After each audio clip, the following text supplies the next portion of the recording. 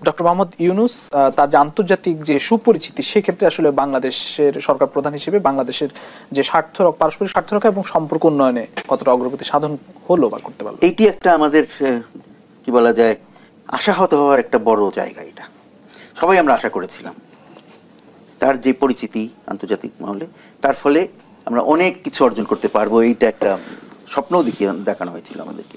কিন্তু সেই স্বপ্নটা সফল হয়েছে বলে মনে হয় না। উনি তো এই 13 মাসের, কেউ কেউ বলে 13টা সফর করেছেন বিদেশে। তো সেই সফর থেকে কি আসলো, কি অর্জন হলো, সেটা যখন আমরা দেখতে যাই তখন আমরা খুব বেশি কিছু দেখতে পারি না। হ্যাঁ, দ্বিপাক্ষিকভাবে তো নয়। যেমন তিনি লন্ডনে গেলেন, সেখানে ওদের প্রাইম মিনিস্টারের সাথে দেখা হলো না। তারপরে এখানে বিভিন্ন সময় বিভিন্ন জায়গায় গেলেন, সেখানেও যেমন, এমনকি জাপানে যেও যথেষ্ট ইয়ে পাওয়া গেল না। এরকম যখন হয় তখন কিভাবে আপনি ইয়ে করবেন যে তাকে সফল তো কেউ বলতে পারছে না। চীনে গেলেন, চীনের থেকে ফিরে এসে আবার চীনের বিরুদ্ধে কথা বলা শুরু হয়ে গেল। হ্যাঁ, তো জাপানে যাওয়ার আগে বলা হলো যে এই পায়রা বন্দর, এটা তো একটা খাল বন্দর নাকি যেন একটা বলেছিল আমাদের একজন উপদেষ্টা। তো এইগুলো বললে চীনের সাথে সম্পর্ক ভালো থাকবে? চীনকে পায়রা দেওয়া হয়েছে এর বদলে। হ্যাঁ, তো কি বলে ওটা, মাতার বাড়ির বদলে। তো মাতার বাড়িকে বড় করে দেখানোর জন্য পায়রাকে ছোট করে দেখিয়ে আমাদের কি লাভ আছে? তো এই যে আমাদের যে কতগুলো ইয়ের অভাব, স্বাভাবিক খুব সাধারণ বুদ্ধির অভাব মনে হয়েছে আমার কাছে। এবং এগুলো করে করে আমরা সবার সাথে, যারা আমাদের সাথে, উনি যখন যেখানে গেছেন সেখানে সবাই খুব ভালো কথা বলেছে, কিন্তু তার কাউকে উনি সন্তুষ্ট করে আসতে পারেন নাই। এইটা আমার অবজারভেশন। সেটা কেন? সেটা হলো যে, এক নম্বর হলো যে যথেষ্ট সত্যিকারভাবে যথেষ্ট প্রিপারেশন নেওয়া হয় নাই। ব্যাস, বেশিরভাগ জায়গায় তো দেখা গেছে যে অন্য কোনো একটা প্রোগ্রাম এসে গেছে, সুতরাং ওখানে যাইতে হবে, সুতরাং তাদের সাথে যোগাযোগ করে একটা দাওয়াতের ব্যবস্থা করা হলো, সুতরাং সেটা তো আমি যথেষ্ট প্রিপারেশন নিয়ে যাওয়ার ইয়ে হলো না। তারপর ফিরে এসে মিথ্যা বলা হচ্ছে, অন্তত কাগজপত্রে দেখা যায় এটা বলা হচ্ছে ওটা বলা হচ্ছে, তারপরে দেখা গেলো এগুলো কোনোটাই সত্যি না। যে প্রচারগুলো করা হচ্ছে, আমাদের যে প্রেস সেক্রেটারি একজন আছেন, তিনি যেসব যাই বলেন তাই এখন আর লোকে বিশ্বাস করে না। তাকে তো একটা নামও দিয়ে দেওয়া হয়েছে, তার মানে একটা নিকনেমও তাকে দেওয়া হয়েছে, সেই নামটার উচ্চারণ করলাম না। কিন্তু এগুলোতে তো আর ভালো ফল হচ্ছে না। তো সুতরাং আমার মনে হয় যে এক নম্বর হলো চিন্তা ভাবনা করে করা উচিত। একেবারে যেটা না গেলেই নয়, কারণ আমাদের আসল সমস্যা কোথায়? এই যে ইয়ের পরে, অভ্যুত্থানের পরে আমাদের মূল কাজটা হলো দেশটাকে আবার একটা জায়গায় দাঁড় করানো, একটা অভ্যন্তরীণ রাজনীতি, অভ্যন্তরীণ অর্থনীতিকে স্থিতিশীল করে দাঁড় করানোর দরকার।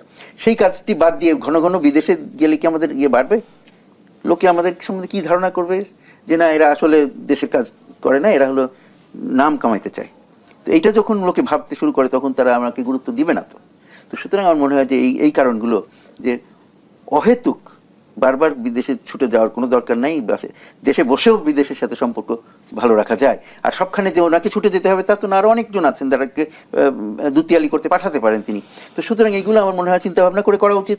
ঘন ঘন এত যে দেশেরকে অরক্ষিত রেখে, এটা তো এক ধরনের অরক্ষিত রাখা আর কি, অরক্ষিত রেখে বারবার বাইরে যে খুব যে কিছু অর্জন করা গেছে সেটা তো আমরা দেখতে পাচ্ছি না। তো সুতরাং এটা আমি মনে করি যে আমরা আশাহত হয়েছি, এইটাই স্বাভাবিক, বেশিরভাগ লোকে বলবে। এবং সেটার জন্য ওনার যে এত বড় একটা ইমেজ ছিল, সেই ইমেজটা কিন্তু দিনে দিনে ক্ষয় হয়ে যাচ্ছে, সেই ইমেজটা বিলীন হয়ে যাচ্ছে, ফেইড হয়ে যাচ্ছে। তো সুতরাং এটার জন্য আর কাউকে তো দোষ দেওয়া যায় না, কারণ আর যতজনই দায়ী থাকুক, আসল দায়িত্ব তার, নেতৃত্ব তার।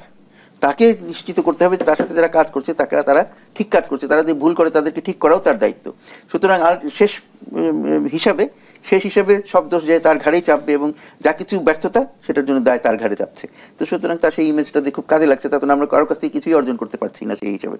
সুতরাং এবং ওইটা বোঝা উচিত যে ঠিক আছে, আমরা যখন বলছি যে অন্তর্বর্তী সরকার, তাহলে বড় বড় স্বপ্ন দেখিয়ে লাভ কি মানুষকে?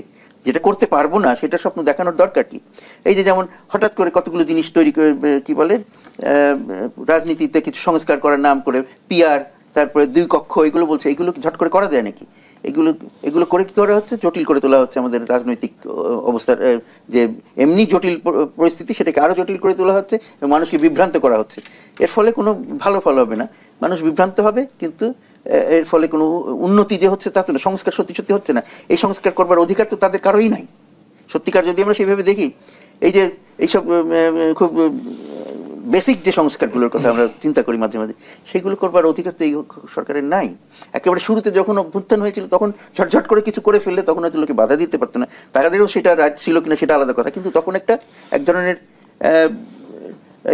রেভলিউশনারি লেজিটিমেসি একটা ছিল। এখন তো সেটা চলে গেছে, এখন তারা যা করতে হবে সবকিছুর জন্য আলাদা করে জবাবদিহির ব্যবস্থা করতে হবে। এখন কি পরিস্থিতি আরো জটিল হচ্ছে বলে মনে হয়? জটিল যদি আমরা বেশি কিছু করতে চাই তাহলে জটিল হয়ে যাবে, আর যদি আমরা জিনিসটাকে সিম্পল রাখি, যেটা এখন মনে হচ্ছে যে না অন্তত প্রধান উপদেষ্টা বুঝতে পারছেন যে আর কিছু ওগুলো করা সম্ভব না, সেজন্য উনি এই নির্বাচনটার উপরে বেশি জোর দিচ্ছেন। এইটা যদি ঠিক থাকে, এইখানে যদি থাকেন তিনি, তাহলে মনে হবে যে পরিস্থিতিটা অনেক জটিল হবে না। কিন্তু যে অন্যদের চাপে পড়ে উনি যদি অন্য কিছু বেশি করার চেষ্টা করেন যেগুলো এখন করা ঠিক না, যেগুলো নতুন স্থায়ী সরকার এসে করবে, লোকজনের কি বলা যায়, লোকজনের সাথে পরামর্শ করে তাদের সাথে তাদের কাছ থেকে সহমত জোগাড় করে তারপরে করবে, তাহলে সেই জিনিসটাকে আমরা করতে পারবো। কিন্তু উনি যদি চাপিয়ে দেওয়ার চেষ্টা করেন, কিন্তু এখন বিভিন্ন জন বলছে যে কোনো চাপিয়ে দেওয়া ইয়েটা ঠিক হবে না, তো সেই জিনিসটাই আমার মনে হয় উনি যদি খেয়াল রাখেন তাহলে জিনিসটা আরো জটিল হয়ে যাবে না। কিন্তু যদি এটা ওটা অন্যদের বিভিন্ন জনের চাপে পড়ে চাপিয়ে দিতে চান, যেমন এনসিপি বলছে এটা করতে হবে, সুতরাং এনসিপি যেহেতু ওনার কাছের, কতটুকু কাছের আমরা জানি না, কিন্তু মনে করা হয় যে এনসিপি ওনার বেশ কাছে, তো এনসিপি বলছে বলে একটা কিছু করে ফেললেন, সেটা সঠিক হবে না। করতে হবে যে এটা করার যোগ্য এবং করা উচিত এবং আমাদের সেই করার ক্ষমতা আছে, আমাদের লেজিটিমেসি আছে, সেটা বুঝে শুনে যদি করেন তাহলে আলাদা কথা। কিন্তু জাস্ট এনসিপি বলেছে বা জামাত বলেছে সেই জন্য এটা করা, এটা আমি মনে করি যে এখান থেকে আমাদের এই আরো বেশি চিন্তা, দূরবর্তী চিন্তা করে